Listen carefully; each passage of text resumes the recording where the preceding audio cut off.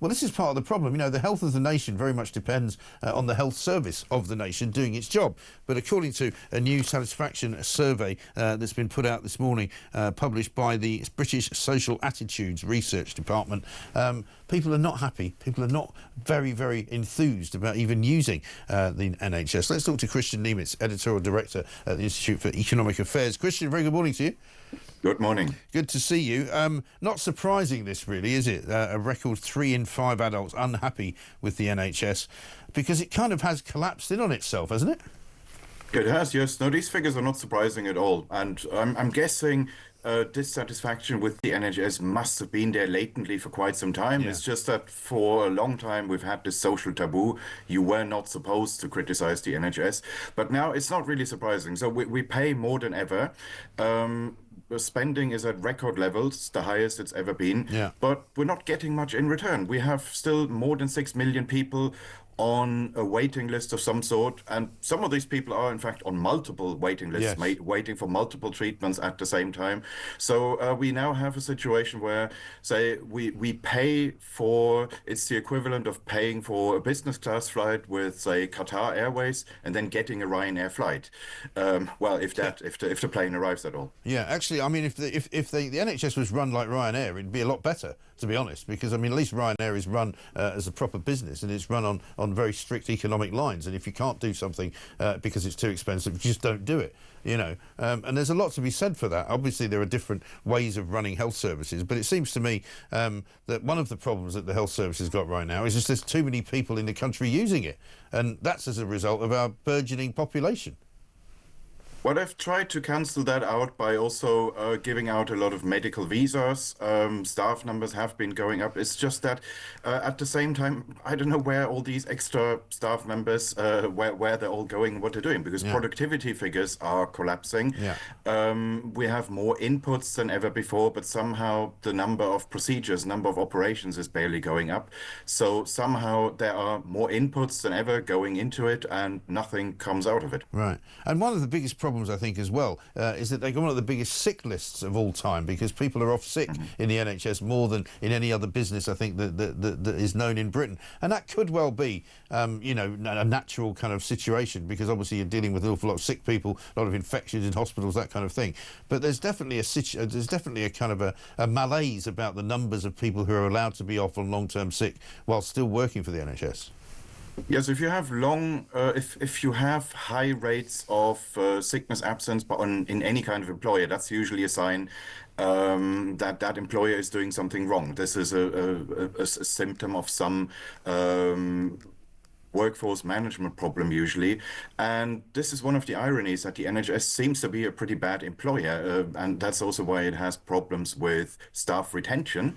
Normally, the textbook model would say that if you have a national monopoly of, well, healthcare or anything, it's probably going to be bad for consumers, but pretty good for the people working in it, because they have a monopoly.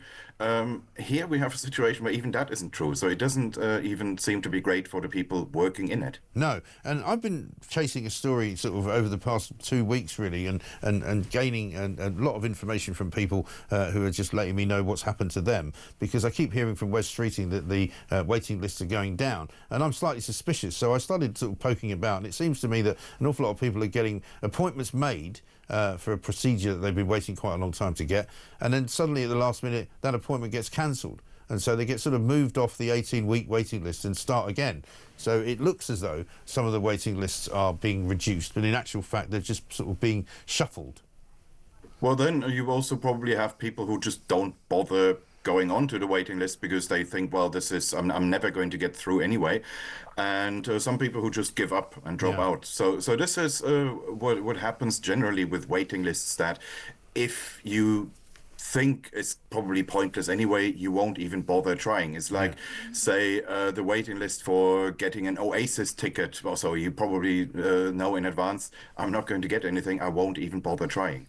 Waiting lists become self-limiting above a Yes. certain level. And certainly people's health then suffers as a general rule because they don't go to the doctor when they probably should. They wait until it gets a lot worse than when they can't ignore it anymore. Because, for example, one of the questions in this satisfaction survey, how satisfied are you with the time to get a GP appointment? 62% of people are dissatisfied with that. I mean, that is a really structural problem, isn't it?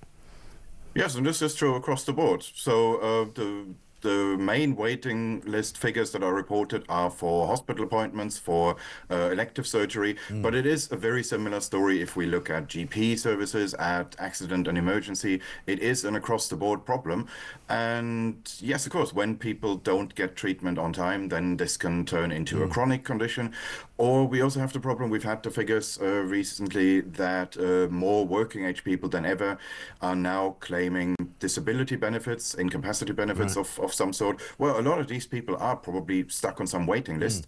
And if you are the GP assessing them and they say, I'm waiting for treatment, well, it's probably the easiest thing that you can do is to say, well, you probably should apply for the benefit Right. rather than I mean, tell is them it get your possible? health sorted I out. know that you guys can sometimes quantify these things. I mean, is it possible to put a financial figure on how much this dissatisfaction with the NHS is going to end up costing the economy, for example?